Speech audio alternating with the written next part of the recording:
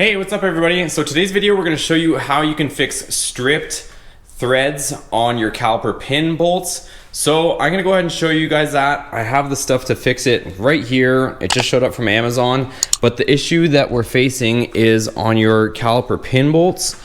Somebody may have done you the favor of stripping them. So for example, you can see here, this is completely stripped out. I do fortunately have threads on the top, but on this bottom one, we have that issue, and walking over to the other side of the vehicle, we have the same fun problem.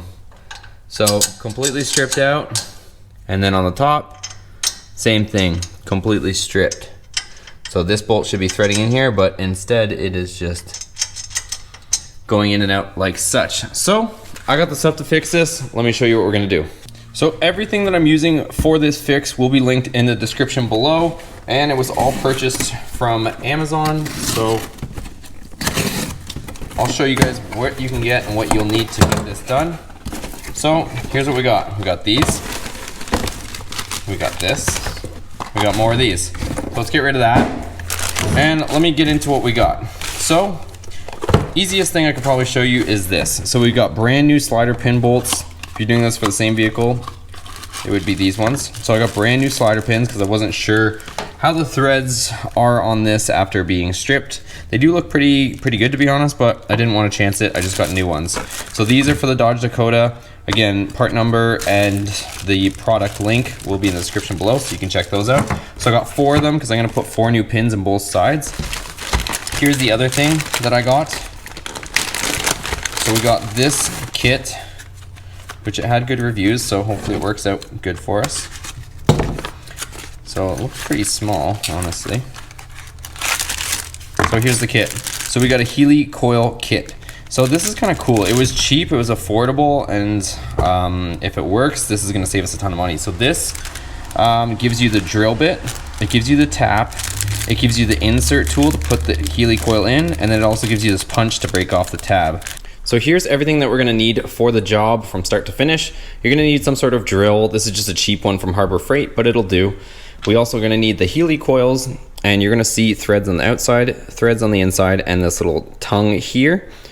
Then we're gonna need a drill bit of the correct size to drill out the hole to make room for the new threads of the Heli coil. Then you're gonna have a tap that's gonna tap out the threads for the outside diameter of this Heli coil. And then we're going to need this tool, which is going to grab onto this tongue that's right there so that we can insert our Helicoil. You'll also notice this thing here with a little set screw and an Allen key so that you can set the depth of how far you want to put this in, but we probably shouldn't need that, but if you wanted to, you could do that. Last but not least is this thing, which is gonna go in through here once our Helicoil is set so that we can drive out that little tab.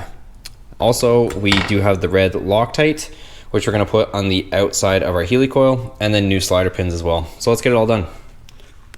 So first step, we're gonna drill this out. We're gonna wanna keep our drill bit square with our surface here. So we wanna keep it square so we go in straight. You don't wanna be going on an angle or anything like that. You could drill from the inside out, outside in. I find it easier to drill this way since drilling like this would be a little bit more difficult. It's still possible, but whatever your preference is, either way, we gotta drill this out.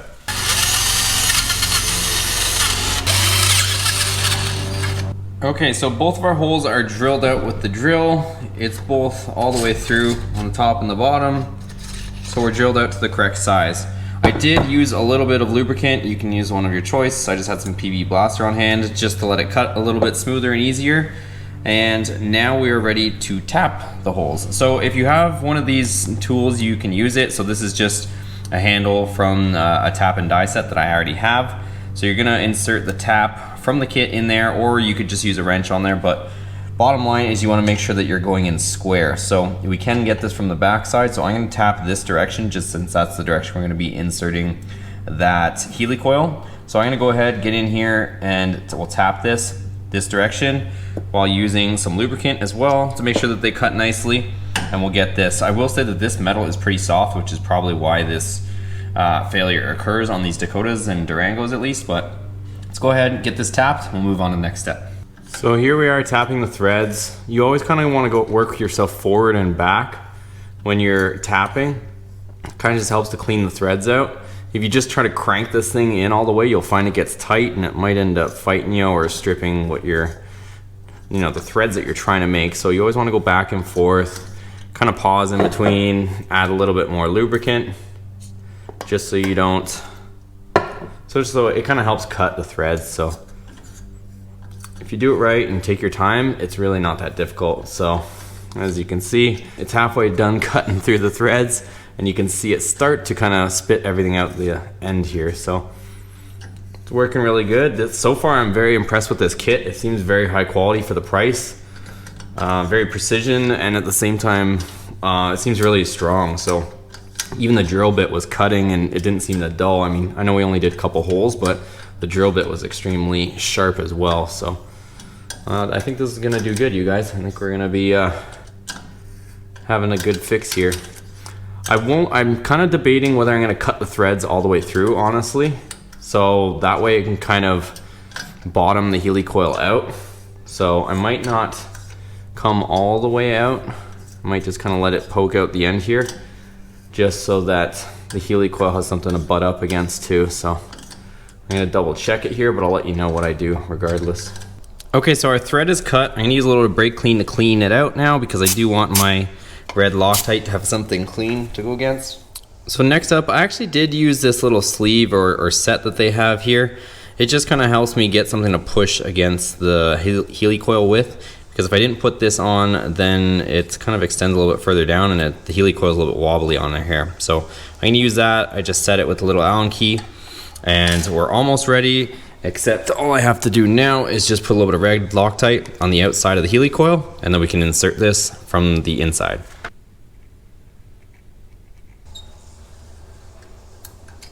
Alright, so it is installed. You can see that little tong tang, whatever you want to call that. And on the back side, we're recessed just ever so slightly, but not too much. And we are ready to break that off. On the top, we are threaded. So we went ahead and ran the tap through there. And we're going to go ahead and use this to drive this tab out. So we're going to put it here, whack it with a hammer on the end, and this tab will pop out. So now we're on to our top one on this side, since we have both stripped on this side. And we should be good. So let's go ahead and do our passenger side. We just have one, fortunately or unfortunately, on the side. Top one's okay. Let's drill at this, do the same.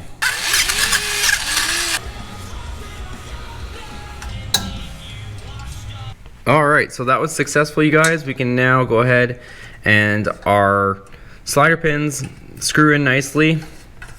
I'm still gonna let the red Loctite on this just kind of cure up before we reassemble things, but both sides came out absolutely perfect. We've got it to the point where now we can reinstall our caliper. We're good here, and same thing on the top if you don't believe me. We've got threads here also. So we are all good, you guys. We got our new caliper slider pin bolts or threads back in place. We can put everything back together, and that will be how you'd fix that if you needed to. All right, thanks for watching, guys. I hope you found this quick little video helpful. It's really not that hard. Don't be too intimidated by it, honestly. That kit worked great. It was super affordable. I think the kit itself for the actual Helicoil kit was only about 15 bucks, give or take. So between 15, 20 bucks, you can get yourself that. The slider pins, the new ones, were about 5 bucks for a pair. So multiply that by 2 to get all 4. It was like $25. So this repair cost me 25 bucks. I even had to buy a drill because I didn't have one on hand because some of my tools are in another location.